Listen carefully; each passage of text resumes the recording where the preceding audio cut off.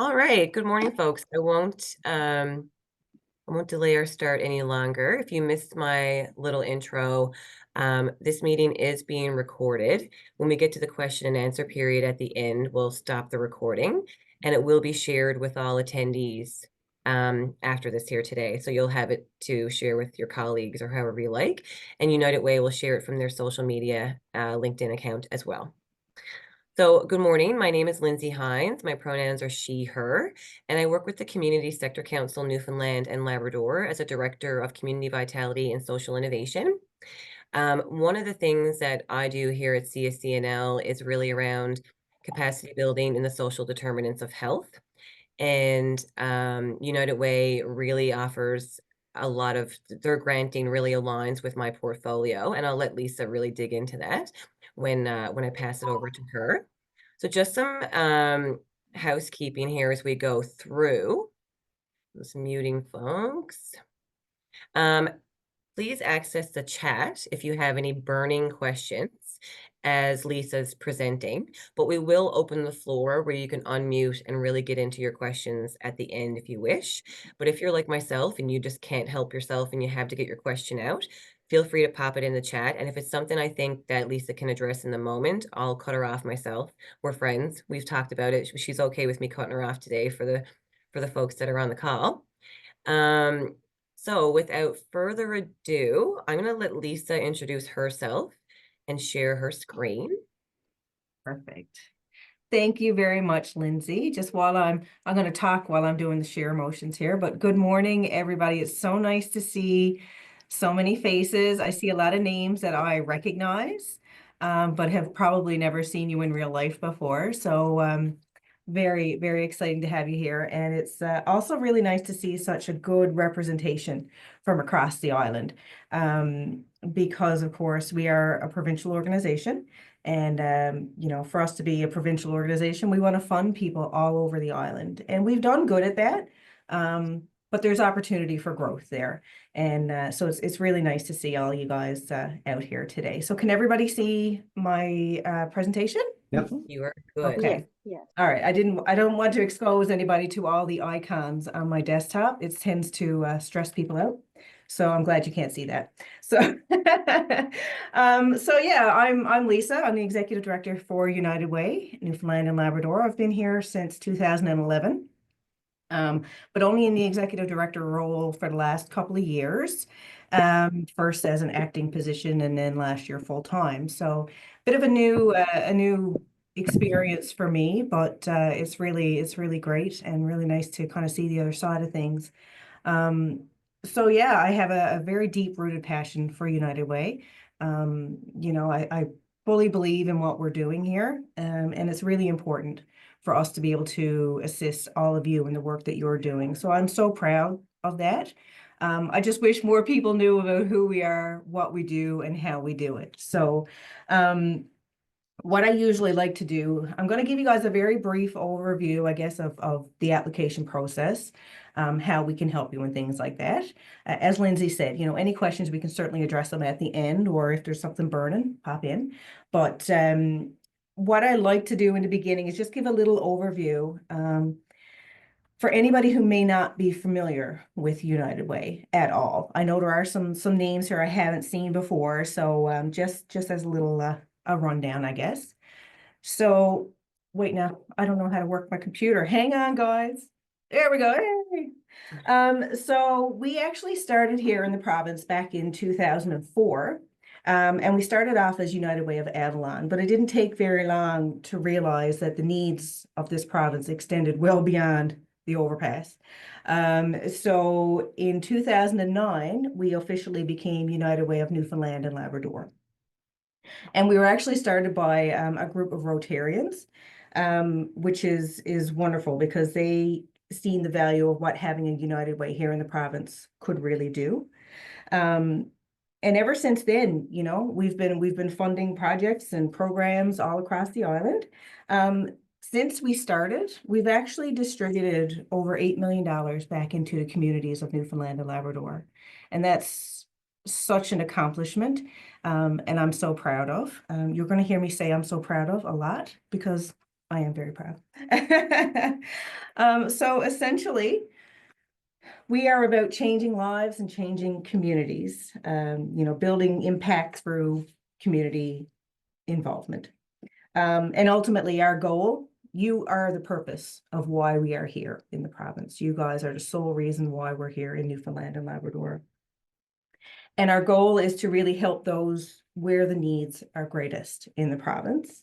And I don't need to remind all of you people of the work that you're doing and how vital it is in Newfoundland and Labrador, because what you're doing is nothing short of outstanding. So I also like to say thank you guys for everything that you're doing. The charitable sector and the nonprofit sector is really such an integral part of our daily lives. And so, the work that you're doing is very valuable. So where do we get the money? How do we raise the money? We actually go, the traditional United Way model is we go into workplaces and run fundraising campaigns. So it's an opportunity for staff and employees to come together, throw a pie at your manager, pay $5, wear jeans, that kind of stuff. But also through payroll deduction, you can do your donations that way. When people take part in a United Way campaign, they can choose to support the United Way Community Fund, or I should say, or any registered charity of their choice. And I'm sure some of you on the call today have received donor choice checks from us throughout the years. And that's people at a particular workplace who have said, I want my donation to go to X, Y, or Z. And that just makes giving back easy for employees. But the heart and soul of our organization is the community fund.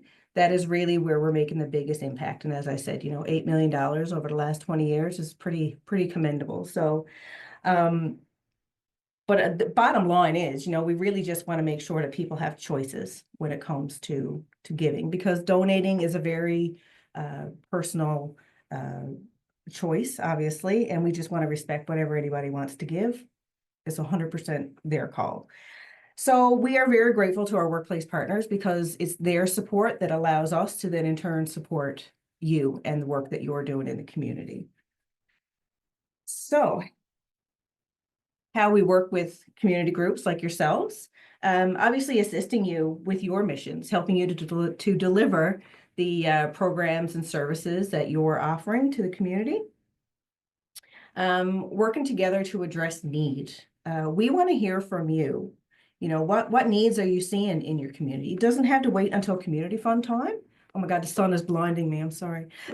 You don't need to wait till community fund time to talk about what the needs and stuff are in your communities, because we want to hear from you. So I always encourage everybody to reach out at any point in time, because we'd love to have those chats with you.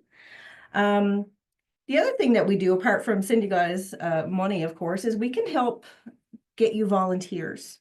I know a lot of the times, you guys have projects and stuff that you need to get done. Obviously, as a charitable organization, we know that, finances can be tangly. So, we have a whole network of workplaces out there who are looking for opportunities to give back to their communities in a different way. And it's fantastic for them to get out and see exactly where their support is making a difference here in the province. So again, anytime that you might have something like that, where you need some volunteers, drop us a line, give us a call, we can help you out. So we're doing a little bit more than just funding and stuff like that. There's a whole host of things that we can do to work with you, and we're really open to ideas. So always, again, I highly encourage everybody to please reach out at any point in time. And then, of course, the big thing is the United Way Community Fund. And as I said earlier, that's really where we make the biggest impact here in Newfoundland and Labrador. So the good stuff, the reason why we're all here today. So we actually have a copy of our guide on our website. So everybody I encourage you to take a look at that guide if you haven't. Our administrator, Janet, has done a phenomenal job of doing like a how-to guide on the application. It's 10 pages long, but it's, she covers everything. And if at any point, oh yeah, sorry. Quick question. I just posted the community fund link, but I'm just gonna have a quick extra poke. Yeah. The guide, It's under the donate, actually, it's a, oh, I should know this. Hang on. I'd like to post that in the chat. Yeah, it's, let's see. So it's under. Oh, I have it. Okay, you're good to Oh, go. okay, good. All right, thank you, Lindsay. So yeah, that's where you'll find the application guide and the link to the actual application is there as well. One thing that I do tell a lot of people, which is really great about our organization, because we're small. There's only 4 staff here. We're probably one of the smallest United Ways, except for that guy in Ontario who literally works by himself for United Way. But you know, because we're so small, we're very accessible. You know, I think if you were looking for help with a community fund grant from United Way Toronto, I'm not sure if you'd be able to get somebody face to face to talk to you. So reach out to us. If at any point in time throughout the application process you're having any issues or any troubles, we are here to help you and support you. Jan is on the hop here during community fund time. She's just waiting for phone calls and questions, so she can help you out and walk you through anything that you might be struggling with. So essentially, we're just going to go through some of the, and I lost my screen again, what we fund. So we have 3 particular focus areas that we will fund. All that kids can be. So any programs that help our children and youth reach their full potential, you know, reading programs, healthy foods, healthy snacks, any educational opportunities. It's quite a broad area. Then we have poverty to possibility, which I always say, I feel like that's pretty explanatory, self-explanatory. Basically, you know, helping people access the things that they need, basic rights, you know, basic things to live day to day and to help them feel, you know, like they're getting the things that they need to thrive.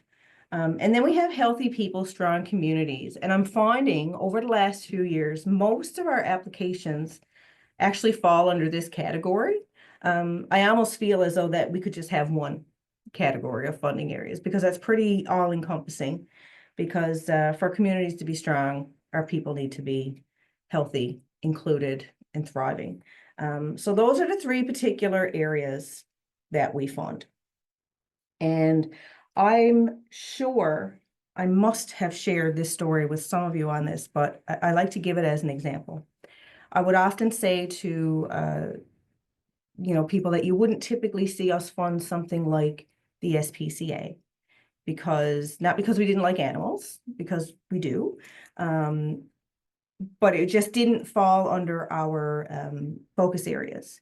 So then a number of years back, after the Community Investment Committee, you know, did their choosing and things like that, I saw SPCA on the list and I was like, oh, what? So it's a really great example of how we work with different community groups. So this particular program that we funded through the SPCA, for the SPCA, I'm sorry, was the pet safekeeping program. So if somebody was living in a, you know, a volatile situation, maybe they needed to access supports that they just, you know, didn't want to leave their animal, you know, because if anybody on this call has pets, you know how important your pet is to you. And, you know, so particularly, you know, if somebody was in a situation of domestic violence, they may not leave because the partner was probably using the pet as leverage. You know, could be any number of reasons. But the bottom line is that the person is not getting the help they need. So the pet safekeeping program is designed so that the SPCA will take your pet and they will care for it and give it everything that it needs while you're on the road to recovery, while you're, you know, doing what you need to do to get back on your feet. And you can do that with you know, with less weight on your shoulders, knowing that your pet is cared for. And I just thought that was such a wonderful example of how we will work with somebody we probably traditionally wouldn't have worked with. So I always tell everybody, nothing is necessarily off the table. It's just, you know, work with us, give us a call. We're happy to, you know, kind of discuss how we can maybe make something work that we traditionally wouldn't do. So those are the 3 focus areas. So the process for applying for a community fund grant, you must be in good registered charitable status. That's a key piece. And I'll explain, I'll go into these a little bit more in depth shortly, but you must be located, the program, I should say, must be located here in Newfoundland and Labrador. We don't fund anything outside the province. Everything that's raised here in Newfoundland and Labrador stays here in Newfoundland and Labrador. And then, of course, the program or the project has to fit into one of our impact areas. And as I said, I feel like everything could fall under healthy people, strong communities. But, you know, I mean, that's, oh, sorry, I'm jumping ahead of myself. So when I say you must have good registered charitable status, there's a lot of organizations across the province, and I'm not sure if we have any not-for-profits here on the call. Okay, which group are you with, Ron?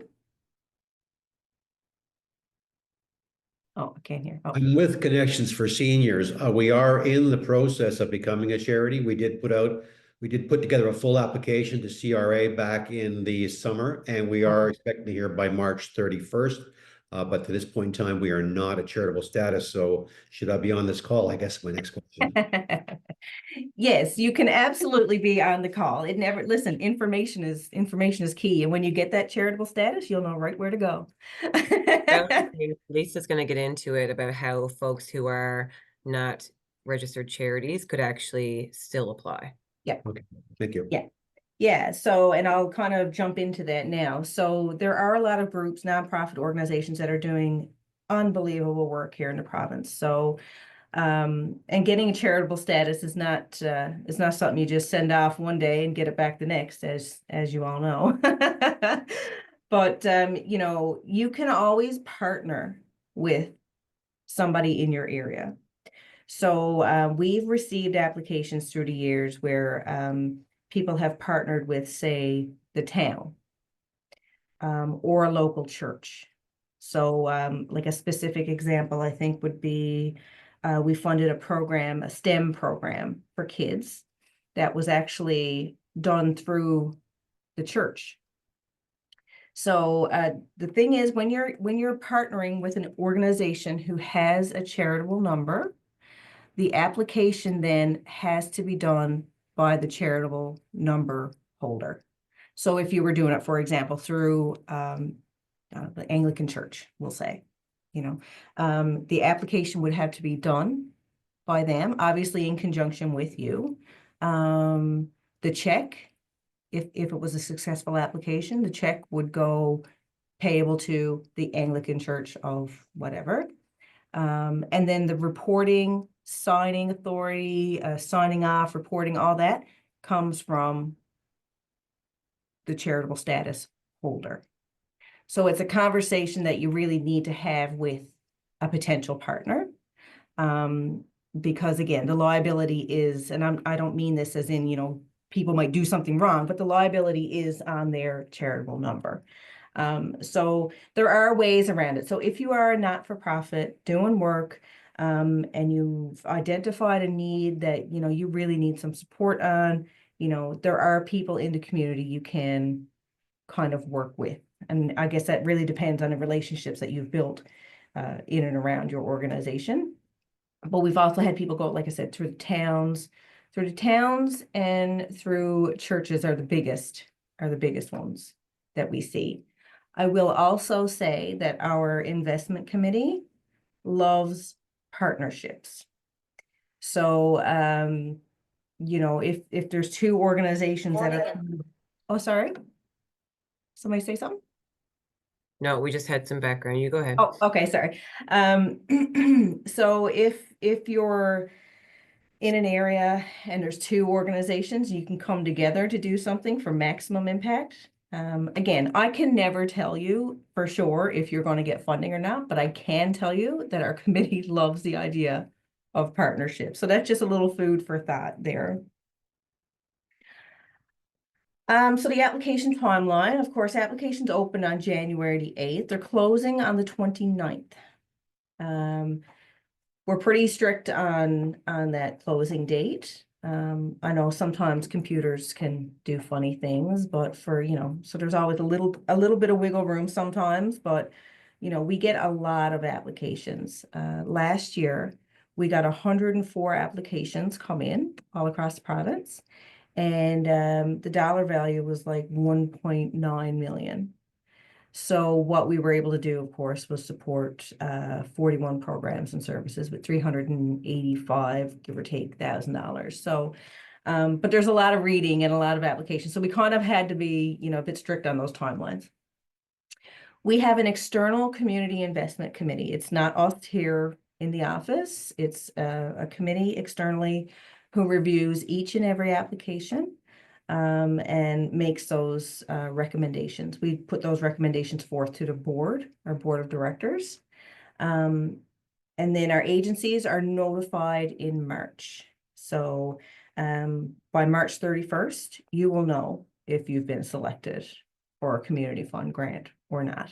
It's a pretty fast turnaround, I think, considering what I know of grants and applications. So in reality, yeah, like March, you could be up and running in whatever your ask was, which is pretty good. Yeah, absolutely. I know, dealing with trying to write grants and get funding from different sources is challenging at best. So it is a pretty quick turnaround, I have to say.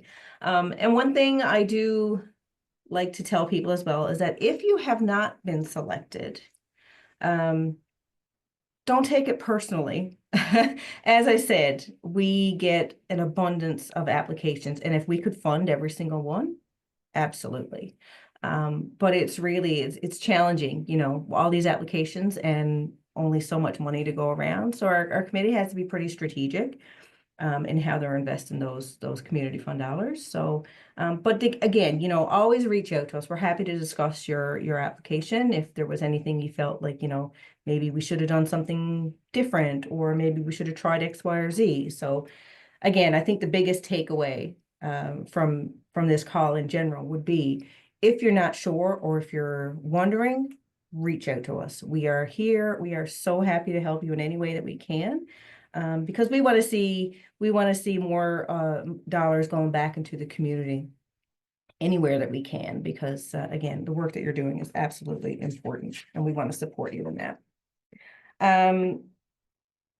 So for those of you who got selected or get selected, what happens next? And I'm sorry, I have a soft spot for Homer. I have to include. So once you get a community fund grant, and I know I'm probably jumping the gun, but it's nice to know the process, I think, as it goes. We do a funding agreement, and you have to sign off on that. Typically, we give 80% of the requested amount up front, and then the additional 20% is released when you send in your final report. There are reports that go along with the funding. Reporting on how things have gone, how's it going. If your program is not finished, you can do an interim report. So just to let us know if you're on target for your project or your program or whatever. What I would also strongly advise is that if you were accepted for a community fund grant and you're going through the process and you've hit a snag, something has happened with your program, that you're not going to be able to do some particular part of it, or something has to change, please contact us. That's really, really vital. Work with us, because, we can't, if a program completely changes, if partway through you're like, oh man, this is not working, we're going to do something completely different. We need to know, because maybe that revised plan is not something that would have been selected for a community fund grant. Or maybe there's a way for us to go, okay, here's some suggestions on how we can spin this so that you're good to go. So just any changes or any snags or anything like that, like, reach out to us. Again, as I said, the moral of the story is reach out to us and have a chat with us. Because again, we want to make sure that those community fund grants are being invested where the needs are greatest, for sure.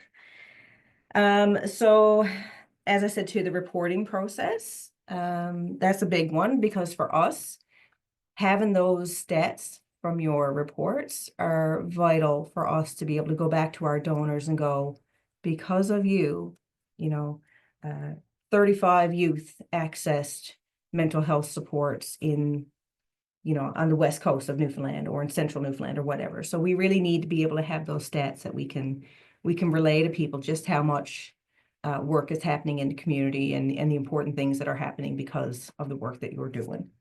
And then the other thing is you'll probably get a call from myself or my colleague Amy at some point in the fall and go, hey, we're doing a workplace kickoff and we would love to have you or someone from your organization come and talk about what the funding from United Way has meant to your organization. Because again, it's all about bringing it back full circle, making sure that people understand like, oh God, if I support United Way, I'm supporting all these people across Newfoundland and Labrador. So yeah, you may hear from us. Obviously, we never want anybody to feel like, you know, oh God, you know, we can't have somebody go and speak who's dealing with a sensitive issue. We get that wholeheartedly, obviously. But it's an opportunity for somebody to come. You can share a bit about your organization and what you're doing, but to really demonstrate to people how supporting United Way has made an impact on your organization. Lisa? Yeah, We do have a question that I think can be addressed now. yeah, Is there a limit? So I did a quick dive on the website. So it seems like the minimum amount to ask for is 2,500. yeah. And it seems like there's no max ask. There's not. You're right. So minimum $2,500. Maximum, it really varies. You know, typically we don't have a whole lot of money to distribute. So if you're looking for $1 million, we can't. I don't have that.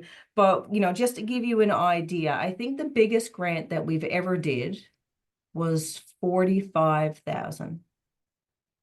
And that was, yeah, so that one though had a tremendous level of impact. Like it was a grant that was going to impact people literally all over Newfoundland and Labrador.